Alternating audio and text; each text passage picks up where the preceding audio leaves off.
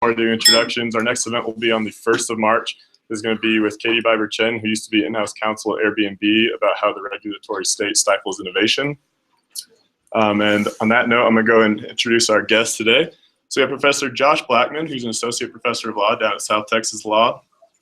He's the author of the book Unprecedented, The Constitutional Challenge to Obamacare. He was also selected by Forbes magazine as a 30 under 30 in law and policy. He's testified before the House Judiciary Committee. He's also the president and founder of the Harlan Institute and of Fantasy SCOTUS. So if you want to do some fantasy stuff with the Supreme Court, hop online and check it out. He's a scholar on many different issues, primarily constitutional law. He's also clerked on both the appellate level and district level for federal courts. Then, as you all probably recognize, we have Professor Richard Collins, who's a senior professor here. He's practiced in Indian law for about 15 years. Very influential at the Supreme Court, particularly the case in the Clanahan versus Arizona Tax Commission. His scholarship here is primarily focused on constitutional law as well. Formerly the director of the Byron White Center for American Constitutional Law. Without further ado, I'm going to let them take control because you want to hear them and not me. Thank you, Hunter. Let's go Broncos. So I was actually, thank you. I was actually worried that the parade would be today, in which case no one would be here. So thankfully the parade was yesterday. I was actually keeping a very close eye. But yes, very good game. Let's go Broncos, Super Bowl 50. So we have a treat for you today. Not only did the Broncos win the Super Bowl, but you have a lecture on the Constitution. You get not only one amendment, but two amendments. The First Amendment and the Second Amendment, and how they protect the right to 3D printed guns.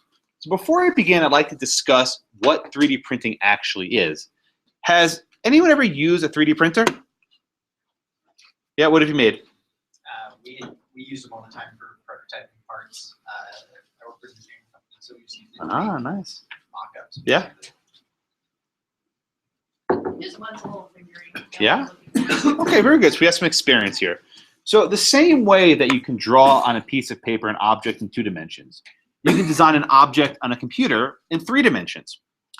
And what 3D printing technology does is it translates an object on the screen into a real life tangible object. And let's give you a very basic lesson in coding, if I can. Law students hate math, but if you'll indulge me, I promise this will be relevant. If you want to build a cylinder, right, like that cylinder right up there, you need to know a couple things, right? What is the height of the cylinder and what is the radius of a cylinder? If you know the height and the radius of a cylinder, you can design it what it looks like on the screen. You use plain English, common sense words to describe an object that is on a screen, then you can make it real. So with a 3D printer, you can make all manners of tchotchkes. So these little stupid little trinkets, which is maybe what you were making, right? You can make more complicated designs. And the way it works is using a device, which is known as a 3D printer. The 3D printer works very much like a candle works. So has anyone ever made a candle? Right, okay, so how do you make a candle? You take the wick, right? You dip it once, you dip it twice, you keep dipping it over and over and over again until it actually becomes a full candle. 3D printing works in the exact same fashion. There's a little nozzle here, right? And the nozzle actually sprays a small, thin layer of plastic. So imagine you spray one layer of plastic, you spray another layer of plastic, you spray a third layer of plastic. After a while, you start building up height. And you can use the spray in different shapes and sizes. So you can actually make objects one layer at a time, the same way you dip a candle. So I want to show you an experiment, right? Where we're going to be printing an object using a 3D printer, one layer at a time. When you see what the object is, call it out, okay? We'll see how quickly you guys can figure this out. Different schools get it quicker or slower. Let's see how Bolton does, right? So you start here with sort of honeycomb lattice. There's this kind of honeycomb pattern.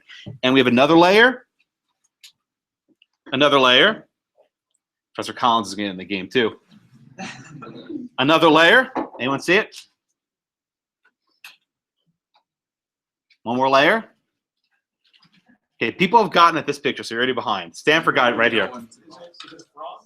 Close.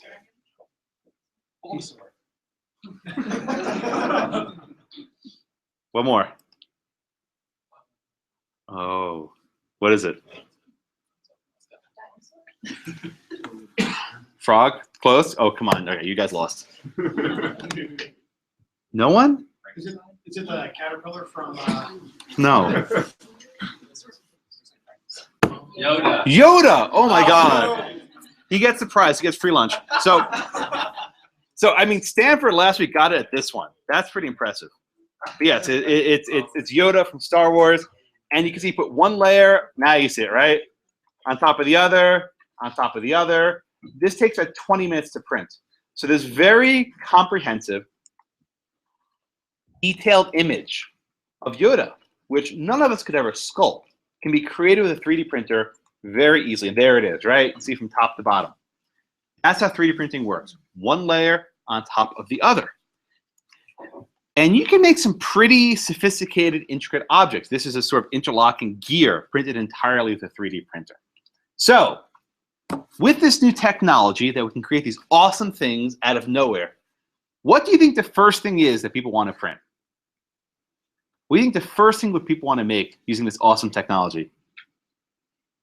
What's the topic of my talk?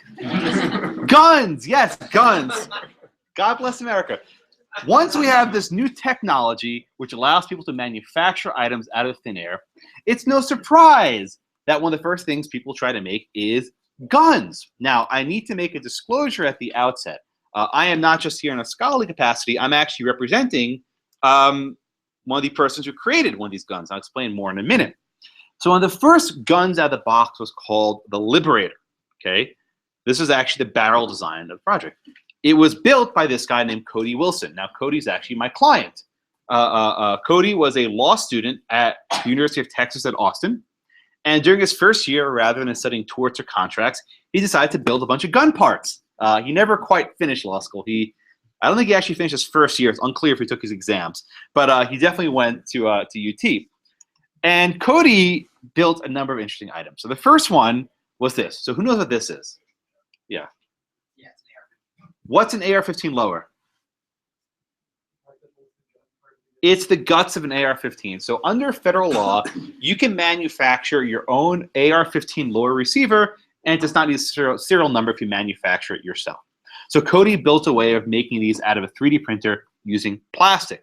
Okay, plugs right into an AR-15, can fire thousands of rounds, works just fine. Cody also built this. See the little white magazine there? It's called the Cuomo, named after Governor Andrew Cuomo of New York. Why? Because he tried to ban those. It's a standard AR-15 magazine, holds 30 rounds, nothing surprising, but the governor of New York tried to ban it. But Cody's most elaborate creation was this, the Liberator. Now, what the hell is this, right? What are we looking at, these random squigglies, right? What are these parts? These are the individual parts necessary to make a fully functional handgun, okay? The only parts that do not come from the printer are this little pin, the nail, which is a firing pin, and this tiny little bullet, which is basically like a .22. It's a very, very small caliber weapon. So how does it look when it's assembled? Like this.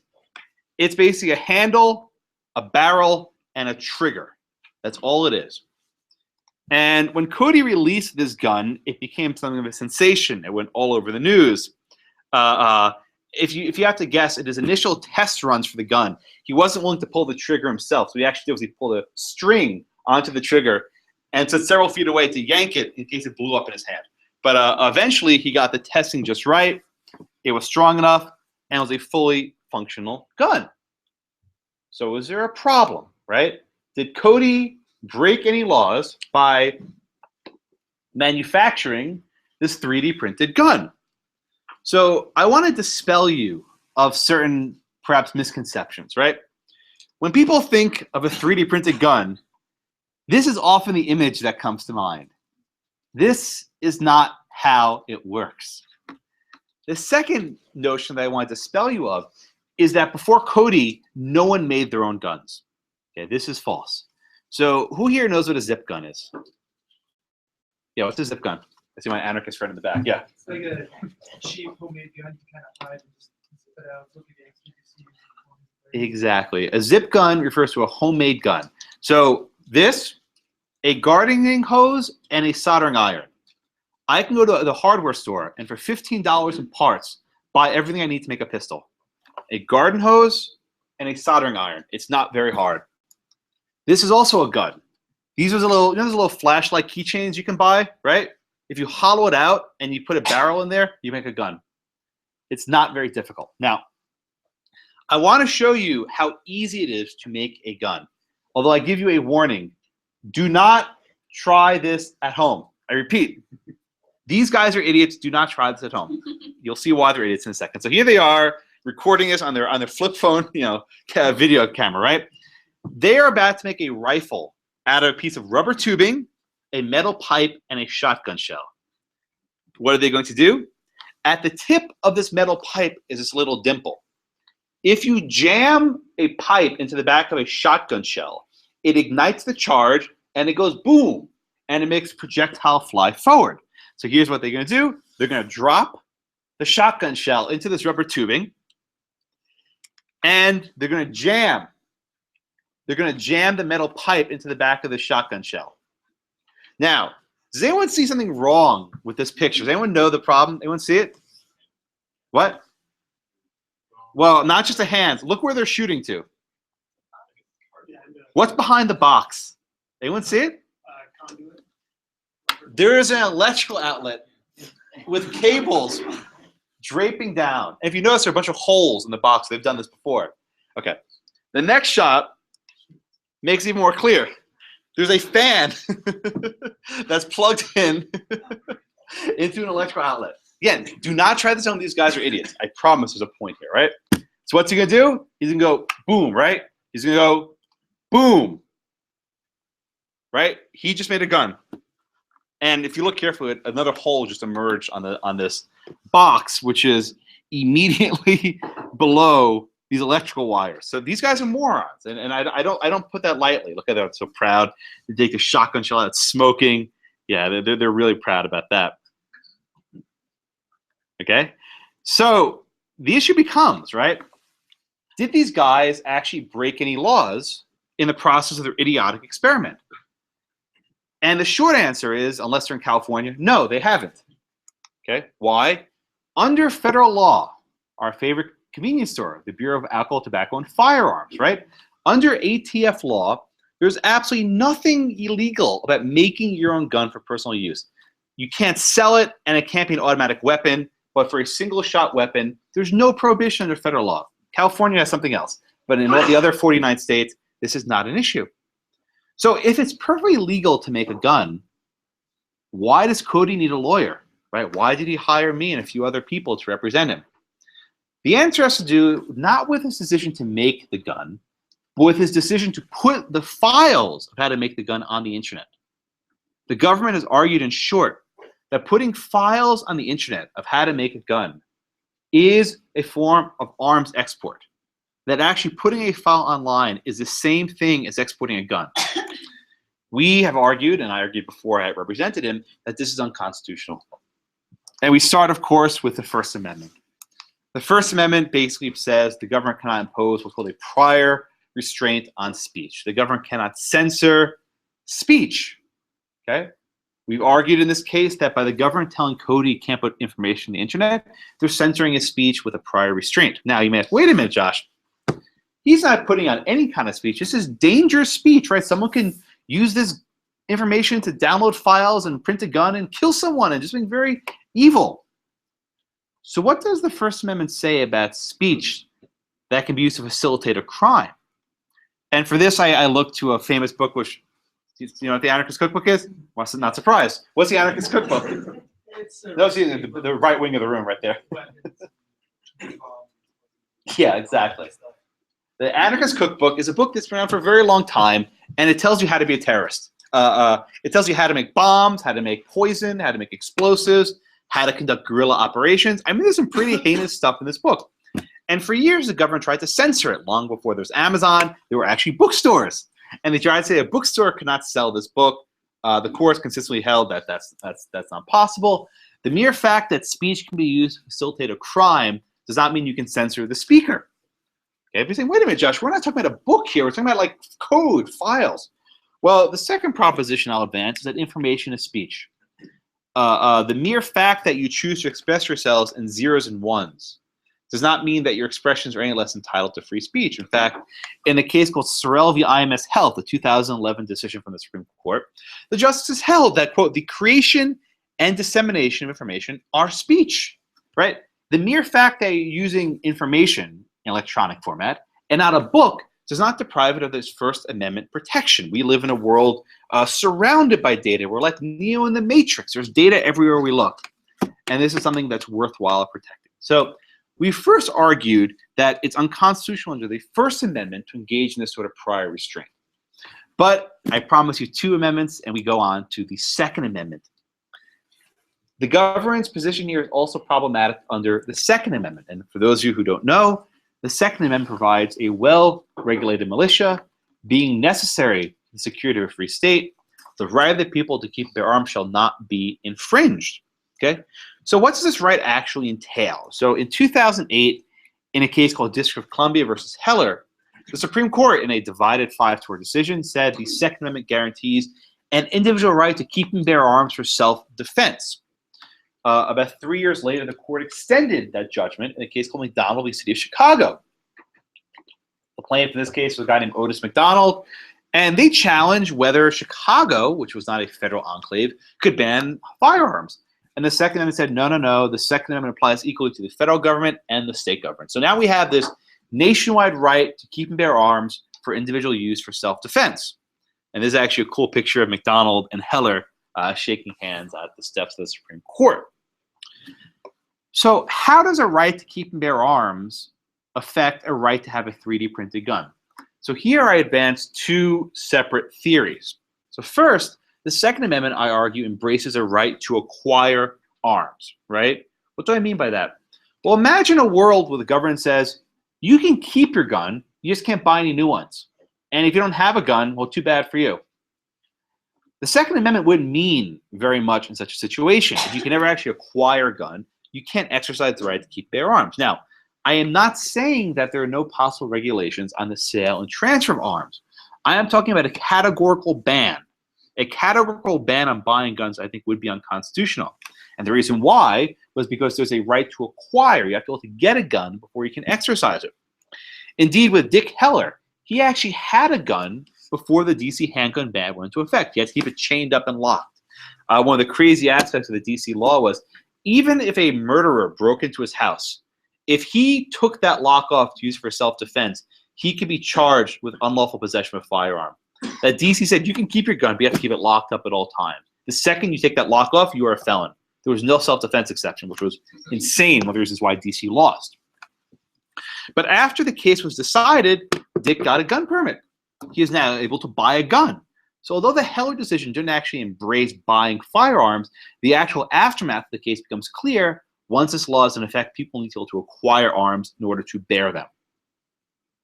And there have been other lower court decisions that suggest this as well, but I can see the court has not revisited issues since McDonald and Heller. Next, I'd like to advance the argument that you not only have a right to acquire arms, you also have a right to make arms. And this is a right that actually I think is much more deeply rooted in our nation's history and traditions. Going back to the time of the American Revolution and the founding generation, there was no Cabela's, right? There was no Walmart, right? There was no Dick's. If you wanted a gun, you had to make it yourself, right? There was no way to go buy a gun. So we had an entire founding generation who made their own arms for self-defense. This is a right which is deeply, deeply embedded in our DNA, at least in Texas and probably in Colorado also.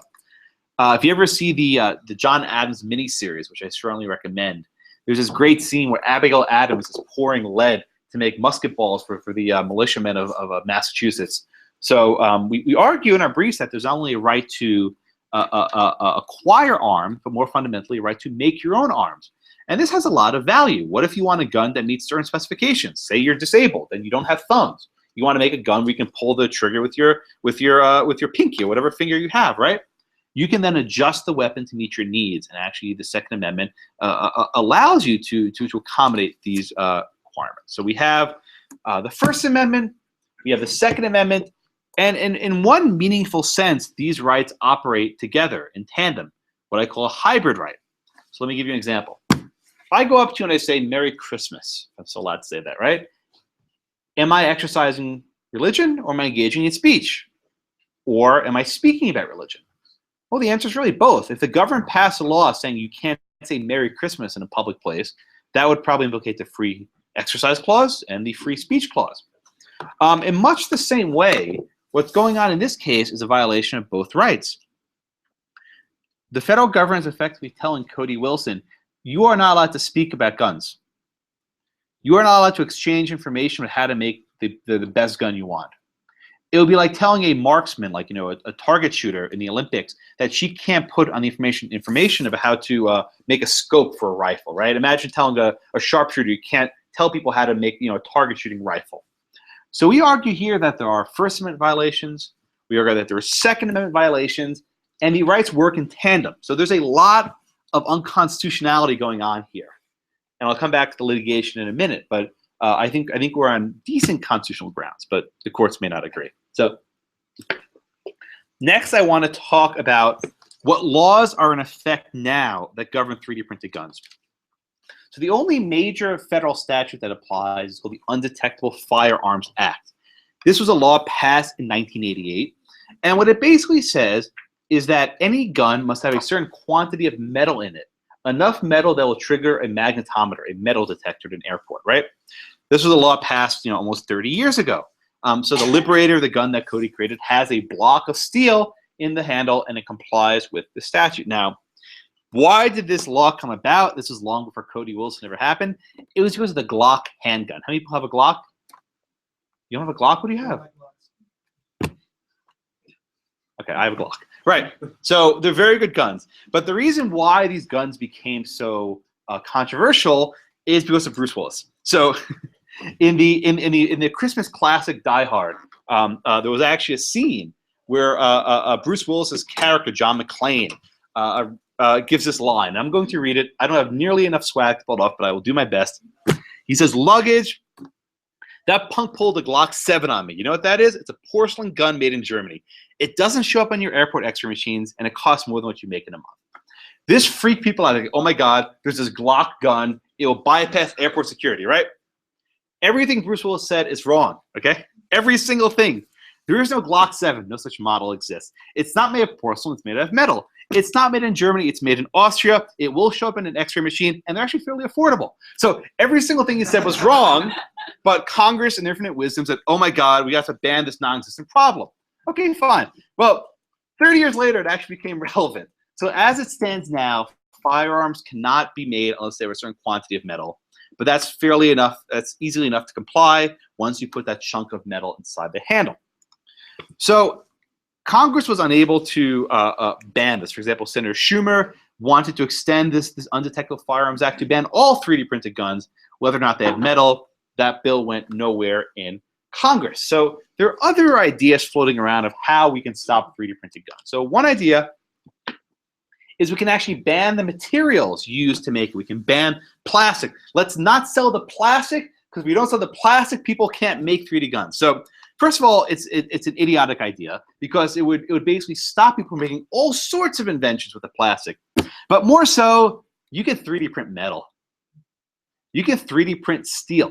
There was actually a workshop in Austin. I know the guy who made this. He made a 1911 semi-automatic handgun out of steel using a 3D printer.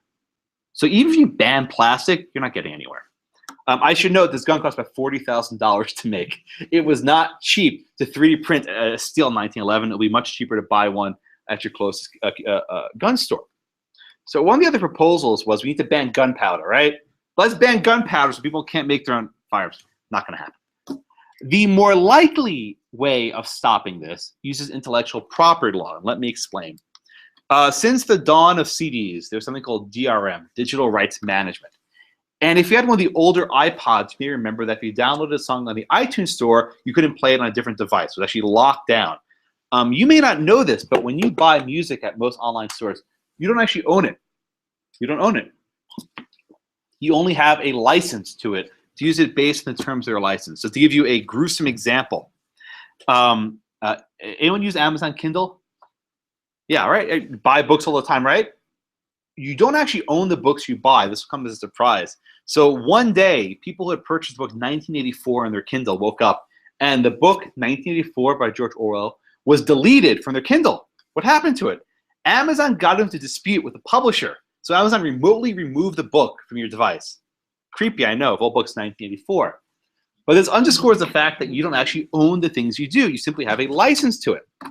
So now the next big step is manufacturers, right? We're not just talking about musicians or movies, but manufacturers are afraid of these sorts of 3D printers. Why? If I can print my own pair of LeBron James sneakers for $15, I won't spend $300 on them, right? This puts Nike out of business very quickly. In fact, an authority no less authoritative than Kanye West on a recent episode said, "I'm afraid of 3D printing because the internet destroyed the music industry." Now this is what we're afraid of right now with the textile industry, right? You know, the Luddites, right? The Luddites of the day, they'll start smashing the 3D printing presses, right? They're petrified that once people start printing their own, clothes and shoes and stuff, they won't need to buy expensive Yeezy Reebok sneakers. So what happens?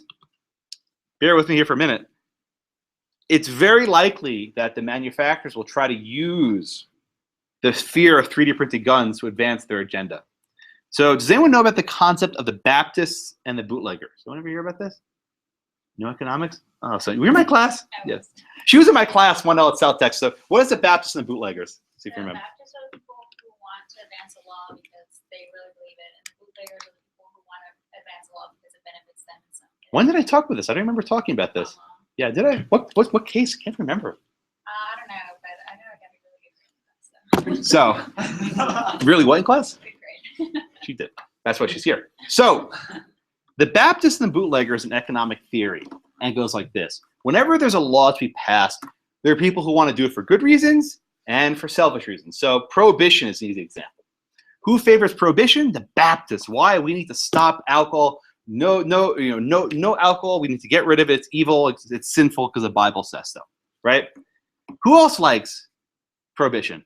The bootleggers. Why? Because once alcohol is banned, they can jack up the price and charge monopoly rents at the speakeasies. So you always have this coalition of the good people and the bad people. So imagine this in the gun context, right? He's the bootlegger, right? Yeah. If you have a situation where you have, a gun control activist say we need to get printers not to print guns, right? We'll have to government say we install a filter that if you try to print a 3D printed gun, it'll give you an error message. Who else will support that? Manufacturers. Why? Because they can install other filters that says you can't print a pair of Reebok sneakers, right? The same technology that will allow you to censor guns will then allow you to say you can't print other copyrighted merchandise. So for example, has anyone ever tried to make a copy of a $100 bill, a high quality copy? Anyone ever tried? On like a Xerox or a Canon copier? It won't let you. Try it. It will actually spit out an error message saying, we can't do this. The Treasury Department has installed in every copy machine something that says we will not print currency. The same filter could be used on 3D printers, but instead of making currency, which is a federal offense, they'll say you can't print a gun, which is a constitutional right. So the main method the government today is using to censor 3D guns is export control law, and that's what the case that I'm litigating is about. There's something called the International Traffic in Arms Regulation, ITAR. It's this Cold War era statute that was designed to prevent Americans from sending missiles to the Soviet Union, right? This was meant to stop the export of weapons to the Cold War. But over the years, the government has expanded the scope of how far this statute reaches. And indeed, they've even extended it to code, cryptography, algorithms. They even said that code is a munition, that code is a form of a weapon, and the government needs to censor it before you can share it. Merely putting a file on the internet to the government is exporting arms. So this brings us back to Cody, who again is my client. So in May of 2013, a little bit over 2 years ago, they sent him this letter. They said, hey, Cody, we noticed that you put on the internet these files which can be used to print a 3D gun. So look, what do they put on? You put on the internet a pistol. You put on the internet, a silencer. By the way, speaking of names, he named the silencer the Journey Diane, was after Dianne Feinstein. So he has a sense of humor. So you put all these files on the internet. Wait a minute. How do you put a gun on the internet? Can you jam it into your router? How can you put a gun on the internet? You don't put a gun on the internet. You put a file. But you know the government's letter makes some distinctions. Like you put a pistol on the internet. Impossible. So what did the government say? All data should be removed from public access immediately. The government said you need to delete information off the internet. Cody complied with this, and then he actually went ahead and sought permission saying, hey, can I publish these files? For 2 years, the government didn't even respond to Cody's request. They didn't reply until we sued the government. I'm actually counsel with Alan Gura and a few others. We've sued the United States State Department, another agency to sue. I've been tired of suing HHS, so moving on to state. And we're challenging that they violated Cody's First and Second Amendment rights. The case was filed in federal court in Austin. We lost in the district court. We are on appeal to the Fifth Circuit, and we are very confident that the courts will at least rule in our favor on maybe the First Amendment grounds, maybe the Second Amendment grounds too, but this is a case that we're very excited about. And I thank you all so much for your time. I welcome your questions and Professor Collins's commentary, and I appreciate your attention. Thank you.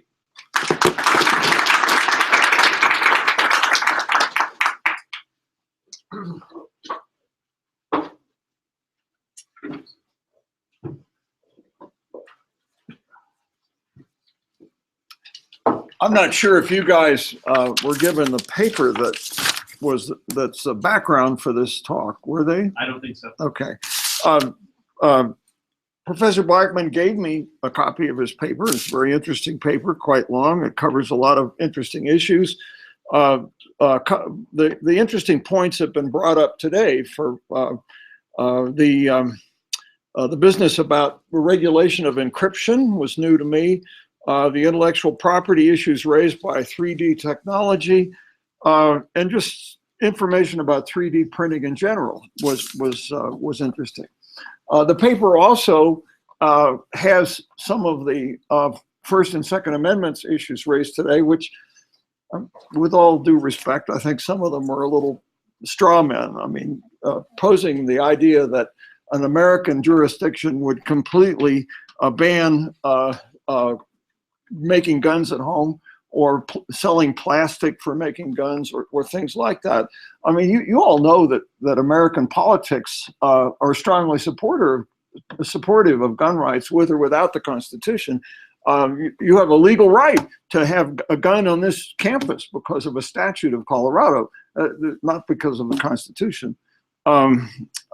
So a lot of these hypotheses, and of course, he mentioned Senator Schumer. Well, Senator Schumer represents the most, he's the senator in the United States who's most dependent upon urban votes of any senator. And of course, he panders to them. So I don't think he's panicking. I think he's pandering.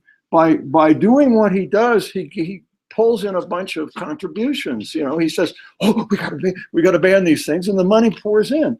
That's the way American politics work. You take positions like that, and you collect, and of course, money drives politics anyway. So you have to do that. I don't think there's any real danger of some of these extreme measures. I think American politics, as I said, are highly supportive of gun rights in general. And we even had a little example of that yesterday, because Mrs. Clinton went after Senator Sanders because of his past support for gun rights. I think that cost her votes. I'm fairly sure. The press hasn't said that, but I think so.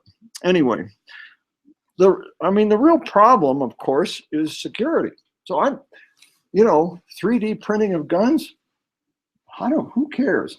3D printing of suicide vests? Well, that's another story. How about 3D printing of IEDs? You know what IED is? A bomb. Yeah. I mean, in other words, it's always a matter of whether the government has a sufficient justification to do something.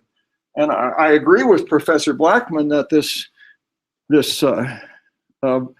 case he's got has a strong ground. In other words, the government's justification seemed rather weak. I agree with that. But that's always the question. Can the government justify what it's doing? And if the government wants to say that you cannot make homemade bombs in your basement, there's some force to that. If the government wants to say that you can't make a gun at home, there's no force to that. You know, it's all a matter of what kind of danger we're talking about. And so, you know, let's worry about 3D suicide vests and not 3D blocks, because that's where the real issues are. I mean, there are severe safety issues. And then we were told that, well, the government, the First Amendment prevents the government from regulating speech in advance. Well, that's not correct. There's 1,000 laws that prohibit all kinds of activities using words under the label of fraud. You cannot use words to cheat other people. That's a massive exception from the First Amendment. Now, of course, I agree that Professor Blackman's not talking about that, but don't accept the notion that the First Amendment protects everything you say. You go to cheat somebody, sorry, the First Amendment's no help. That's it.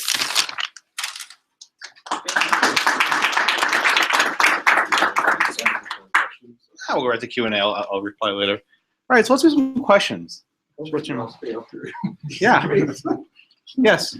Well, my question deals mostly with the Commerce Clause, and I'm curious if the federal government even has a right to pass a law if there's no sale of guns going on here. I know in common law we talked about that wheat case or the farmer case where he grew more than he was supposed to and then got in trouble because it was still part of the line of commerce.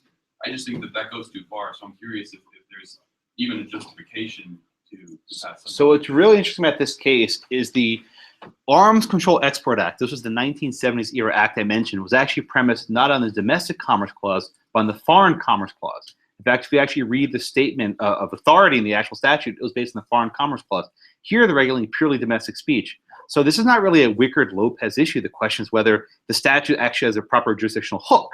So we actually mentioned this in one of the amicus briefs in our case, that the actual jurisdictional hook for the statute does not reach domestic commerce, it reaches foreign commerce. That's actually that you raise it.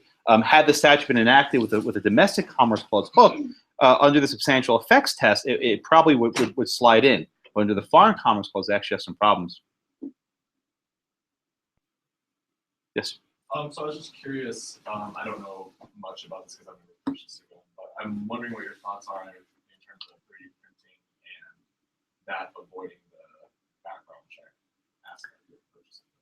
Right. So the short answer, and let me actually I can respond to Professor Collins's point is that under federal law today, like the example I made before, you can make your own gun without any permit, without any background check. What's often called the gun show loophole is a misnomer. It's not a loophole. Congress created deliberately. They said that if you buy a gun from a small gun seller, you don't need to go through a background check. That's not a loophole. It was designed that way to make sure that these, mom and pop gun stores didn't need to go through this elaborate process of getting these licenses. So there are ample channels under federal law today to buy a gun without passing a background check. The broader issue, though, is that would a state ever ban manufacture of guns at home? Yeah, California is trying. There was actually a bill, this guy's shaking his head, and the bill works like this. I'm sorry? I came from California. Oh, I'm sorry. I'm glad you came here as quickly as you could. So the bill works like this. It says, in order to have a gun, the gun must have a serial number. In order to get a serial number from the state, you're going to have to be on a roster of pre-approved guns. A gun that I manufacture myself is not on that roster. Therefore, it will not get a serial number. Therefore, it's illegal under state law. So states have already tried to using this method of serialization as a method of banning 3D printed guns. So this is indeed a real threat. But more broadly, if you want to get an illegal gun, you're not going to print it yourself. This is still very expensive and time-consuming. There are 300 million there are 300 million guns in America. If you want to get one, you'll find a different method of doing so.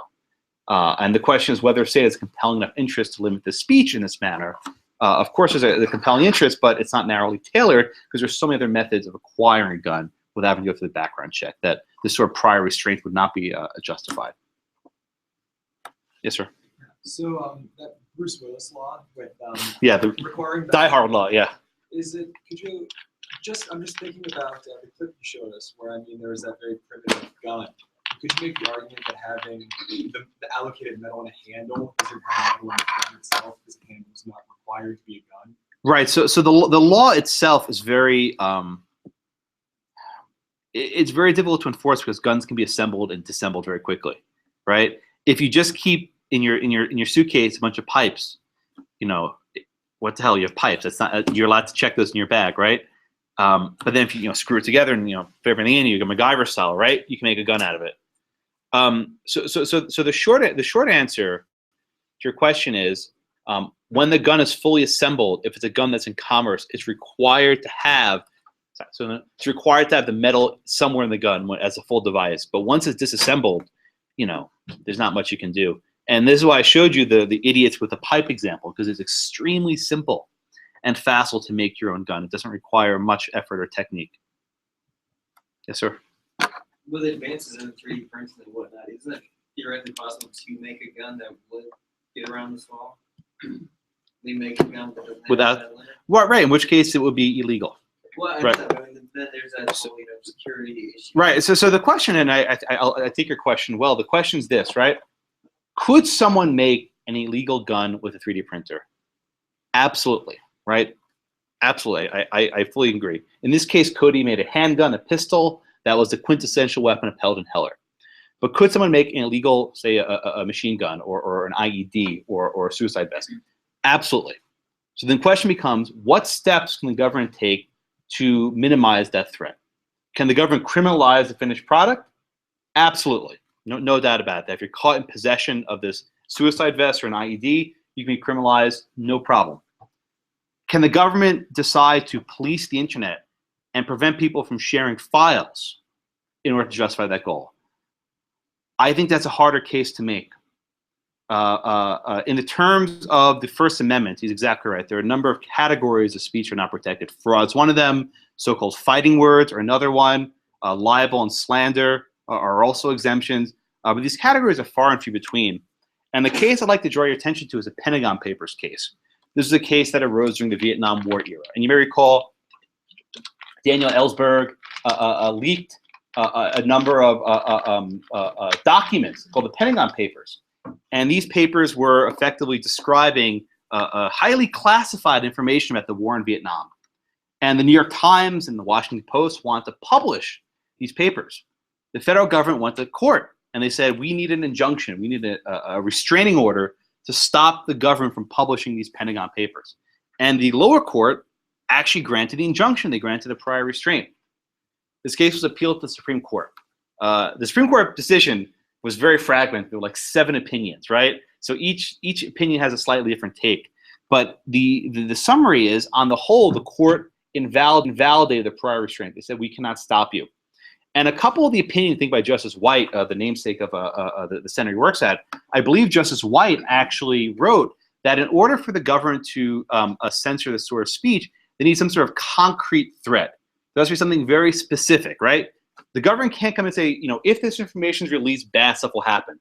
They need to say, if this is released, this troop unit will die, there'll be very bad stuff. And because the government's threat was very vague and speculative, the prior restraint wasn't justified. I think this case helps our case significantly because, again, all the government's threats are speculative. Well, someone may make an IED vest, and someone may make a suicide, and someone may use it for hijacking. Are there any specifics? No. So the test for a prior restraint is awfully high and awfully demanding. And I don't think the government even comes remotely close. In fact, in their pleadings, right, in the briefs in our case, they actually wrote that it's possible that some foreign mercenary will use this 3D printed plastic gun to assassinate a world leader. I mean, okay, maybe not, but you need something stronger than that to justify prior restraints. Professor Collins, anything you want to add to that? Well, I more or less agree with that. So. Okay, good. Yes, sir. So could the government legally regulate specific types of, like, you could put out the code to print the lower receiver to AR-15, but could you, people now can tinker with it, make it automatic. Mm-hmm. Could you put the codes out for the lower receiver, to make it like an M4A1, to make it an automatic, which would be illegal, without the. So to answer your question, I am very skeptical about giving the government the power to search around the internet and choose which files to censor and which files not to censor. I am very skeptical about that for 2 main reasons. First, there's Tor, right? The dark internet, which you may have heard of. If I want to share a file without the government knowing, I can do so in 3 seconds. This is a fool's errand for the government to think they can keep a file off the internet. In fact, as soon as Cody Wilson got that letter I showed you, his file went viral because, man, I got to download this before it goes away. Go Google for 5 seconds, you can find Cody's file anywhere. I honestly submit that trying to censor the internet is a fool's errand. Unless you want to be like China or North Korea and have full-on internet censorship, you're not going to restrict people's access to information. And with that being said, right, knowing that it won't be useful, right, it's not narrowly tailored, right? If you use this blanket method of censoring so much speech, I think it fails narrow tailoring. And it's also vastly over-inclusive, which is something that happens because if they censor these files, they'll probably censor other stuff they ought not to. The government should not be going down the rabbit hole trying to decide which files should and should not be on the internet, okay? There's some narrow exceptions for classified information. And again, I want to make clear, it's not classified, it's public speech, right? Public speech, open source files. There's some narrow exceptions like WikiLeaks and Bradley Manning for classified stuff, but this is not what we're talking about here. One of the important things to note here is that governments everywhere in the world have since the beginning of time, have tried to pass laws that are stupid and just don't, you know, are impractical. A lot of the gun regulation laws, I'm not a fierce Second Amendment advocate, but a lot of the proposed gun regulation laws are just silly. They will not accomplish anything useful. And all they do is frighten gun owners and polarize our politics further. There are just a lot of stupid laws proposed. The same thing is true of speech suppression laws. A lot of them are just stupid. Yes, sir. I'm from Illinois, and there are certain types of handguns that are banned in Illinois because of the type of metal it's made out of. It's basically a pot metal rather than regular steel. And so, you know, effectively it's a ban on certain production materials. Have there been legitimate arguments made that it's just unsafe, that it could fracture, to injure the user and those around them?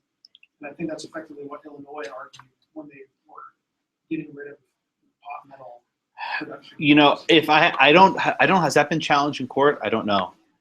Has it? I'm not sure. You know, I'm not sure if that's been challenged in court. You know, the issue often comes up whether guns are safe or unsafe. He mentioned the dispute between Senators Clinton and Sanders. One of the reasons why guns were exempted from these liability laws is that guns were designed to kill people. I don't say it lightly. The purpose of a gun is to kill someone. That's what it's designed. You know, fitness for intended purpose, that's what its purpose is. So to decide that if a gun kills someone that the manufacturer felt liable, that would basically bankrupt the entire gun industry overnight. And that was actually a method that the anti-gun people were trying to use to shut down the industry. So Senator Sanders wisely voted in favor of that bill. Now he's since rescinded from that. But the short answer is if a gun's actually defective, the actual material can hurt the person using it. That could actually be a tort issue at hand. But I'm not familiar with that exact issue, so I don't know. It means safety, per the justification. Is that right? Is that why the state says we need this law? Yeah. So basically, is there any evidence of that? Not that I'm aware of. So I moved from Illinois when I was 18, so I'm not sure what the trajectory of the law has been since then, a decade ago. But basically, you know, if the barrel or the receiver of the gun were made from anything but steel, is the way it was told to me, then there was concern that it would fracture under fire Sounds and then bogus. it would injure the user, and so it would be something that they didn't want in the state. And so, I mean, basically, Illinois is really restricted. It's almost the same. Well, I mean, Illinois and Wisconsin were the only states without a right to bear arms in their state constitutions, the only states. And until the Second Amendment case of District Columbia v. Heller, you cannot buy a gun in Illinois, period. You do not have a right in Chicago to actually buy a gun. Is there a hand somewhere? One more question. Yes, sir, in the back.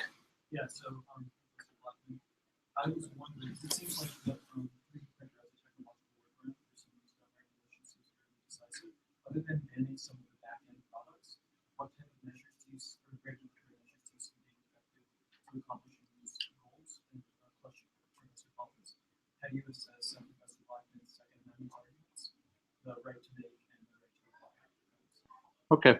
So the short answer, and I think I alluded to the question over here before, is I don't think the government can stop the dissemination of information. I don't think it's possible at all. No matter what regime you use, I don't think it's possible. I think they can criminalize and punish this activity severely. And I mean, they can crack down the manufacturing. So they find there's a ring of gun manufacturing, they can crack down that if they're actually selling these in commerce. But I don't think there's any practical method for the government to censor information on the internet consistent with the First Amendment. Well, that you know, what you say, could the government prohibit any book about making a gun? No, but the government's not going to do that either. So, I mean, that's what I mean about stupid laws, yeah, or also the politics of it. We have a federal law that prohibits the federal government from researching gun safety. I mean, that's a very powerful expression of the political support for gun rights. Very good. All right. Thank you so much. Yeah. Thank you, sir. Don't forget about our next event on March 1st. There's also a few books